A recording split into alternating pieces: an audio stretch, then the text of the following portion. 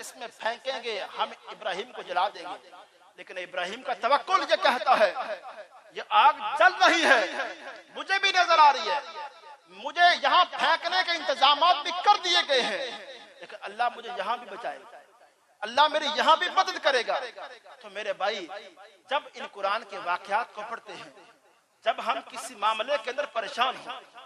कोई बिजनेस का मसला हो, अपने घर के खिलाफ ऐसी कुछ मसाइल हो, परेशानियां हो,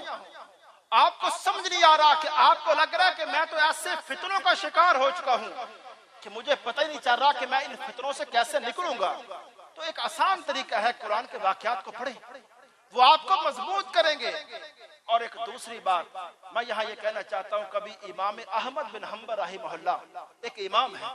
4 अइमा में से, उनकी जिंदगी को कभी कोई इंसान पढ़ के देखे, उनके दौर के अंदर